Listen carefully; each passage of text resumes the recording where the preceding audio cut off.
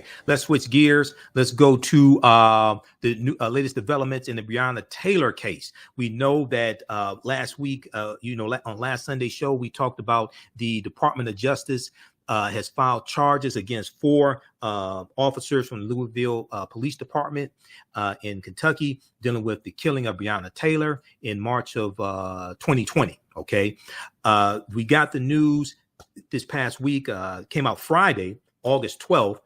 Washington Post reported ex-detective Kelly Goodlett to plead guilty in Breonna Taylor case, her lawyers say. Ex-detective Kelly Goodlett to plead guilty in Breonna Taylor case, her lawyers say. Kelly Goodlett is accused of helping falsify a search warrant and filing a false report to cover it up. Let's dig deeper into this. So former Louisville Police Department Detective Kelly Goodlett, who's a white woman, white female, intends to plead guilty this month to federal charges in connection to the fatal police shooting of Breonna Taylor, and what would be the first conviction in a case that sparked months of racial justice protests in that city of Louisville, Kentucky, and across the country. Now, remember, the spineless Black Attorney General, who's a protege of Senator Mitch McConnell, Daniel Cameron. Remember, he was too spineless to file charges against these officers. He filed charges against one officer, and that dealt with wanton endangerment. That dealt with the officer recklessly firing into a neighbor's apartment. Okay, it had nothing to do with Breonna Taylor being killed. All right, so this is what you're dealing with. So luckily, we got the Department of Justice is on the case, and Assistant Attorney General of the Civil Rights Department, Kristen Clark, okay, is on the case. All right, let's go back to this article here. Okay, let's go back to this article. Kelly Goodlett and her attorney, Brandon Marshall, along with Mike Songer, an attorney representing the Department of Justice, confirmed her plea agreement during an online court hearing Friday.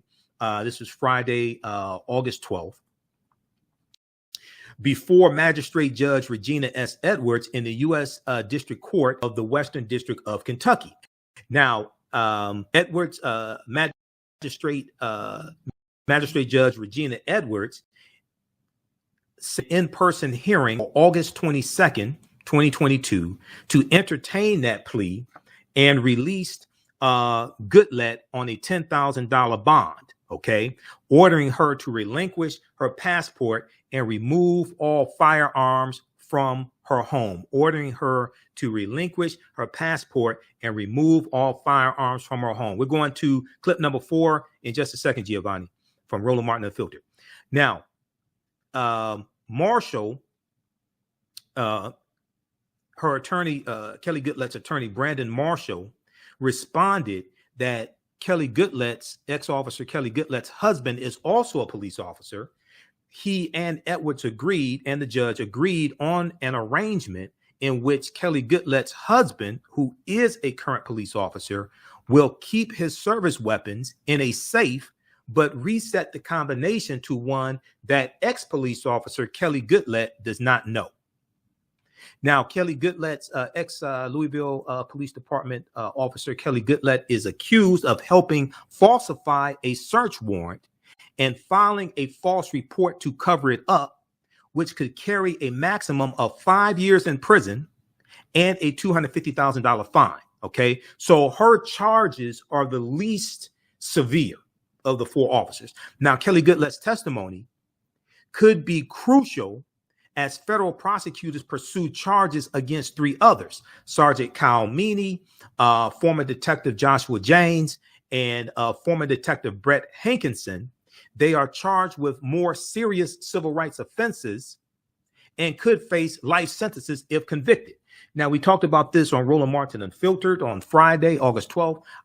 Let's go to this clip, Giovanni.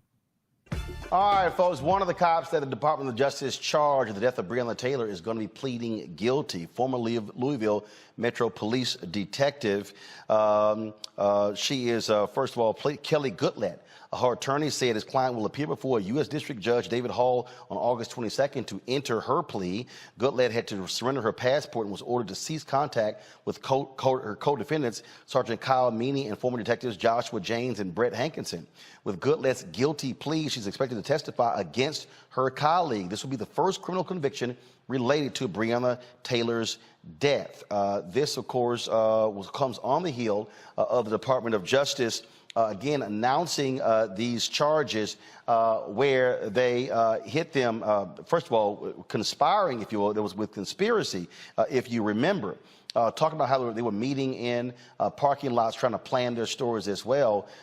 This right here, finally, some form of justice for Breonna Taylor, Kelly, and it says a whole lot that already one of these cops, remember, the ones who get the first plea in, they're the ones who get the most leniency, and so by her pleading guilty, she's going to be rolling on those other three. But it's also kind of bittersweet in the sense that we are waiting, what, 2 years for some semblance of justice for Breonna Taylor. When we had a black attorney, state's attorney, who would rather prosecute someone for the destruction of a wall than the murder of a human being. I will never forget that. I will never forgive that. So seeing this semblance of justice is comforting, but we still got a long way to go. Michael.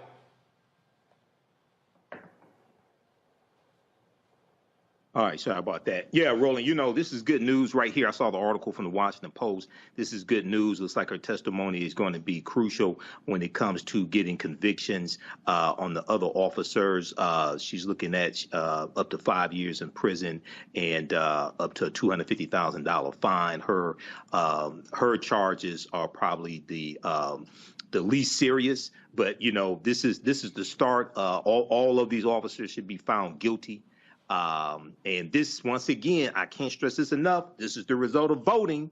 If we didn't vote Joe Biden and Vice President Kamala Harris in the office, you wouldn't have Mayor Garland, Department of Justice. You wouldn't have these charges filed. The Trump Department of Justice would not have done this. Matt, again, as we all, and as you know, on the criminal side, whoever's in first, they're the ones who are going to get the best deal. And so it's abundantly clear she realized, man, we screwed up. Let me try to get this sucker out of the way and try to throw myself on the mercy of the court to get as least time in prison as possible. Oh, she is absolutely snitching. There is no question. She's about to sing like a canary. And, you know, if I were her lawyer, I might be counseling her to do that in this case, especially because DOJ brought very astute charges. So instead of charging her with anything related to like excessive force or anything like that, they charged her with a conspiracy to falsify the warrants. And the reason that's really important is because people don't know there's actually a Supreme Court case called Franks v. Delaware, and this happens all the time. Criminal defendants, people who are accused, try to attack warrants because often police officers are either dishonest or mischaracterize things in a warrant. So to see it play out on such a high level is important, and for DOJ to have the wherewithal to charge her with that as opposed to something more attenuated is very good, because I think obviously they backed her into a corner where she realized she was cooked. So she's now about to cook the others and sing like a bird, and we'll see how those play out. But that's definitely what's happening here. She's about to snitch, no question. And man, I think what's also interesting about this, remember when Eric Holder was Attorney General, he talked about the high bar they had to charge folks with violating civil rights. These officers were not charged with violating the civil rights of Breonna Taylor. The Department of Justice, they were real patient and they waited. They waited and they spent their time talking to so many people, and these officers screwed themselves by meeting privately, and DOJ found out, and that's what they hit them with. Absolutely. And the scary thing, Roland, is how often this happens in all the cases that don't reach the light of day, right? All the cases that are not at this level, the national level, and they're just as important, but we don't hear them happening as often. So I'm glad that DOJ was methodical and took their time. And look, the reality is when the feds prosecute somebody, it's way different than when the state does. The feds have like a 98% conviction rate because they have all the resources to really work out a case, and they have, you know, the best expertise. So for them to not only charge her as astutely as they did here, but also to be methodical and, you know, long thinking in how they set up their case, I think is good. And I think that's going to ultimately yield the appropriate results, because especially at this level, if you had a spate of not guilties, I mean, it would just kind of upset the entire trust in the system, which people already shouldn't have. The system we know is very flawed, should have it to a degree. Let me say that instead. But I think the way they approached this was very astute here, and I'm glad to see that they took the tack that they did. And again, for folks who don't understand, and I can't stress it enough, Kelly, the work that Kristen Clark is doing as head of the Civil Rights Division under this Department of Justice. I mean, and Attorney Ben Crump said this, and in fact, Carol, let me know if they ever sent us that doggone video from NABJ. I moderated a panel with him in Las Vegas at our convention last week, and he held a news conference about this particular case, and I specifically asked him about what work that she has done, and what he said was, and hopefully we can find the video, he said that this is probably, in his estimation, the most active civil rights division since the days of Robert Kennedy during the civil rights movement. And, you know, shout out to Black Girl Magic on this one, right? You know, not to belittle it or cheapen it by any means, but I am fortunate enough to know the 2% of Black women attorneys, a lot of them, right? And they are just incredible. And Attorney Clark is no different. I don't know her personally, but I'm familiar with her work. She is incredibly thorough. She's incredibly just smart and strategic. And I don't doubt anything that she has done in her division and in her work. This is expected of her because she has basically made the bar as far as excellence is concerned in this regard. So I'm not surprised. But like I said, even though the DOJ is a completely different division, a completely different jurisdiction rather, it's just bittersweet to know that it took this long for a semblance of justice to be served. But I am more than happy that Attorney Clark is the one to be on the path to administer that justice on behalf of Breonna. You made a point earlier. You made a point earlier, Michael, of voting matters. Yes. And again, I keep saying this. I don't know what the hell this White House is doing. Again, why they're not doing more to trumpet what's happening with the Civil Rights Division.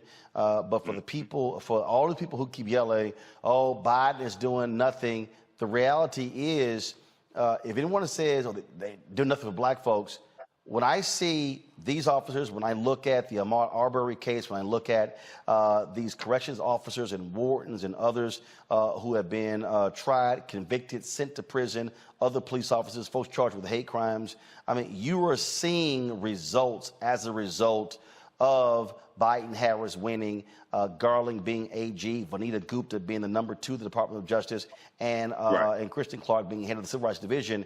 I mean, this is what this is one of the things that you vote for. Yes. Do we still want to see public policy? Yes. Do we still want to see the Georgia Floyd Justice Act? Yes. Do we still want to see For the People Act, John Lewis Act? Yes. But this is also what you vote for.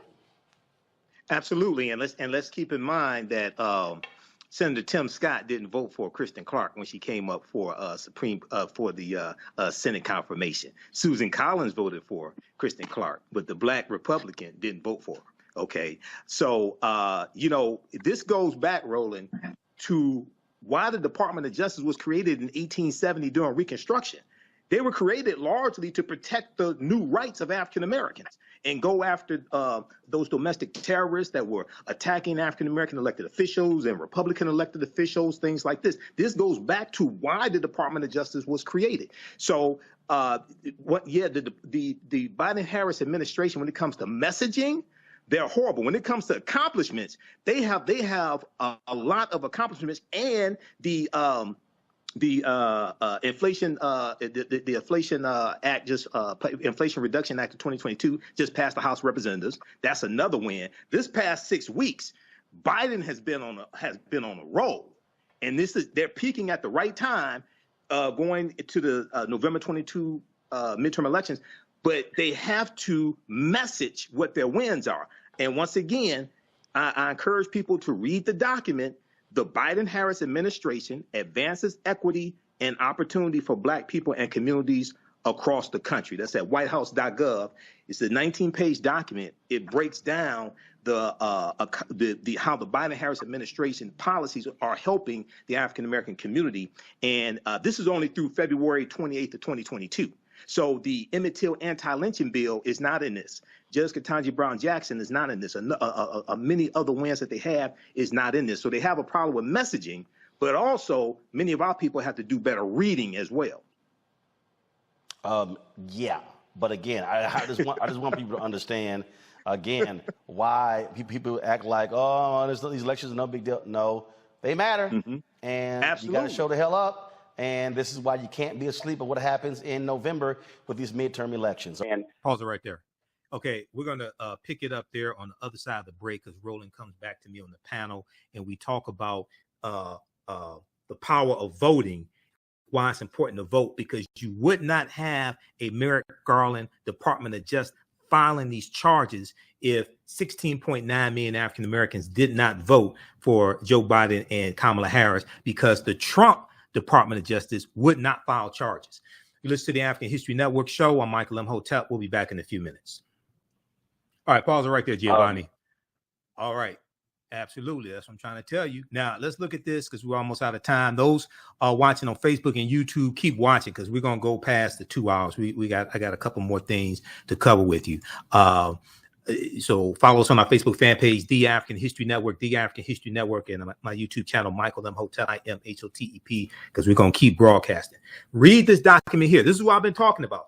I'm the only person that I know of who has talked about this document. Nobody else. I'm on different shows. No, I haven't heard anybody else talk about it. I watch MSNBC, haven't heard Joanne Reed, Tiffany Cross, Charles Blow, haven't heard. I don't get paid to do none of this sugar honey iced tea. And I haven't heard one person talk about this document that's at whitehouse.gov. This was updated February 28, 2022. This only deals with about the first year of the Biden-Harris administration, and it's 19 pages. And it breaks down how the policies of the Biden-Harris administration are benefiting the African-American community. When I was on Reverend Al Sharpton's show for 2 hours 2 weeks ago, his radio show, I mentioned this. The Biden-Harris administration advances equity and opportunity for Black people and communities across the country. Go through and read this. So when you come across Simple Simon-ass people who have absolutely no clue what they're talking about and say these policies don't benefit us, the first question I ask them is, what type of research did you do to come to that conclusion? Did you do a 5-minute Google search? Because if you had Googled how have the policies of the Biden-Harris administration helped the African-American community, you know the first thing that comes up? This document I just showed you at whitehouse.gov. So I don't know where a lot of these people are, but or coming from, but anyway, it is what it is. This article here, I mentioned this on Faraji Muhammad's show and also briefly on Roland Martin, and we've talked about it here. We deal with this in my online class that I teach on Sundays, from the Civil War to the Civil Rights Movement and Black Power, 1865 to 1968. This is from the Smithsonian Institute, SmithsonianMag.com, okay? The magazine of the Smithsonian Institute, created 150 years ago. The Justice Department's first mission was to protect Black rights. This was during Reconstruction, 1870. In the wake of the Civil War, the government's new force sought to enshrine equality under the law. Now, this is from July 1st, 2020. Yes, the Office of the Attorney General was created in 1789, but the Department of Justice wasn't created till 1870. The first Attorney General under the Justice was Amos T. Ackerman, okay? Read this article as well. Those watching on Facebook and YouTube, keep watching. We're going to keep going for a couple more minutes. We'll talk a little bit about R. Kelly, and then we'll talk about my online class coming up that I teach on Saturdays and Sundays. Visit our website, TheAfricanHistoryNetwork.com, TheAfricanHistoryNetwork.com. Right now, it's corrects wrong behavior. It's not over till we win. Wakanda forever. We'll talk to you next time. Peace. All right. Let me kill that music. All right, because that'll cause YouTube to take the flaggers. All right, I got a new board op, so I got to break them in. Because I got a new board op. Jalen's not on for the next few weeks. Okay, let's keep going here. Now, okay, so we got that. And then, yeah, so read this article here dealing with the Department of Justice. Okay, read this article here dealing with the Department of Justice. And once again, name of this article: created 150 years ago, the Justice Department's first mission was to protect Black rights. All right. Now, visit our website, TheAHNShow.com. I'm going to do a brief review of some of the things that we talked about this weekend in the online classes. I teach one on Saturdays and one on Sundays. Visit our new website, TheAHNShow.com. You can register for the online history classes that I teach on Saturdays and Sundays. We do the classes live. All the sessions are archived and recorded. All the sessions are archived and recorded. You don't have to be present in class. You can watch the class anytime. Okay. A year from now, 2 years from now, you can go watch the entire course. Saturdays, normally 2 p.m. to 4 p.m. Eastern Standard Time, Ancient Kemet, the Moors, and the Ma'afa, understanding the transatlantic slave trade, what they didn't teach you in school. Because of the schedule and I'm at some events, sometimes on the weekend, we have to do the classes during the week. But even if you miss the class, it's fine. I don't take attendance. You can go watch it anytime. Okay. This class is on sale $60, regularly $130. We deal with thousands of years of history and what leads up to the transatlantic slave trade taking place. You can use your debit card or credit card to process the payment. Even though it's on PayPal's platform, you can use debit card or credit card or PayPal. It doesn't matter. If you want to do Cash App, email me through the website. We could do Cash App also. On Sundays, 2 p.m. to 4 p.m. Eastern Standard Time, we had a great class today. From the Civil War to the Civil Rights Movement and Black Power, 1865 to 1968. From the Civil War to the Civil Rights Movement and Black Power, 1865 to 1968. So we start out in 1803 with the Louisiana Purchase, and we deal with history chronologically. I do a PowerPoint presentation. We have book references, articles, video clips. We deal with history chronologically leading up to the Civil War. Then we go analyze the Civil War, 1861, 1865. Reconstruction era, 1865, 1877, Jim Crow era, Great Migration, 1915, 1970, World War I, World War II, Civil Rights Movement, Black Power movement, to understand what happened to us after slavery ended, the laws and policies put in place to suppress African Americans, so we understand how we got to where we are today, so we know where we need to go from here. Okay. The work that I do is larger than the fashion industry. It's larger than the art world. And I believe that I was born to bring newness into this world. I'm Kaima McIntyre. I'm 24 years old and I'm an artist. I create everything from paintings to jewelry design, metaphysical jewelry to be specific, and fashion design. The only reason why my prom dress went viral is because people needed it. Within a few days of going viral, Notori Naughton reached out to me and she's like, I saw your dress, can you make me a dress? I was equally as shocked to be asked by a celebrity to design their dress at the age of 17. That's just one person, and the list just continues to go on, to Janet Jackson, to Tyra Banks. It really hits home. That means that the discussion is happening on the grounds in real time.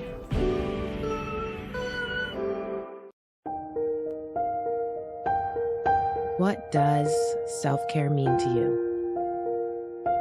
To us, it's an opportunity to reconnect with nature. A chance to create something remarkable. At Sage and Elm Apothecary, our handcrafted skincare and household products immerse you in Earth's sweetest nectar, connecting you to nature in a way you never imagined. See for yourself and visit us at sageandelmapothecary.com. iRedify is a Black-owned digital platform that showcases Black and Brown cultures and people. The books on the platform are written by African American authors, Afro-Caribbean authors, African authors, and so much more. Kids 14 and under can read ebooks, listen to audiobooks, and complete learning activities. Kids can even write in the books digitally. Get unlimited access to everything on the platform for only $8.99 a month at iRedify.com. Sign up for your membership today. Hotep, everybody. Hey, this is Michael Imhotep, founder of the African History Network, host of the African History Network show. I'm a talk show host, researcher, lecturer, writer, and historian. And I want to give a special shout out to everybody who has attended the 11th annual Liberated Minds Black Homeschool and Education Expo. I just want to take a few minutes, and we had a great presentation that I did on Saturday. So I teach 2 online history classes. One on Saturday and one on Sunday. On Saturday, the class that I teach, normally 2 p.m. to 4 p.m. Eastern Standard Time, is called Ancient Kemet, the Moors, and the Ma'afa, Understanding the Transatlantic Slave Trade, what they didn't teach you in school. And this is normally a 10-week online class. We deal with thousands of years of history and what leads up to the transatlantic slave trade taking place. We can't start studying our history in slavery. Even when we study the transatlantic slave trade, which is important to study, we can't start in 1619 or in the 1440s with the Portuguese, when the Portuguese get involved in the transatlantic slave trade. We have to understand the history chronologically and deal with the 800-year occupation of Europe by the Africans known as the Moors, who entered into the Iberian Peninsula, today known as Spain and Portugal, from North Africa in 711 AD. When we discuss the transatlantic slave trade, we have to first understand that African people are the original people of North, Central, and South America, and have been in the land we call the United States at least 51,700 years. Now, the second class I teach is on Sundays, normally 2 p.m. to 4 p.m. Eastern Standard Time. It's called From the Civil War to the Civil Rights Movement and Black Power, 1865 to 1968. Now, these classes are normally $130. They're on sale right now, $60. We do the sessions live. All the sessions are archived and recorded, so you can go back and watch it anytime. So a year from now, 2 years from now, you can go back and watch the entire class. With both of these classes, I would say the content is PG-13, so you can use this with your children as well if you want to. Also, you can advertise with the African History Network. We have 3 new advertising packages. Our current promotion is buy 1 month to get 1 month free. We have 1 million followers at our Facebook fan page, the African History Network. And with our platinum package, we'll take out ads on our Facebook fan page for you as well to help maximize your advertising campaign. And we take your 30-second to 60-second commercial, we put into the rebroadcast of our shows, and also into the audio podcast of our shows as well. We only have 20 advertising slots because we have a finite amount of advertising space. Email us at TheAHNShow@TheAfricanHistoryNetwork.com, TheAHNShow@TheAfricanHistoryNetwork.com, or call us 313-462-0003. All right, right now it's correct wrong behavior. It's not over till we win. Wakanda forever.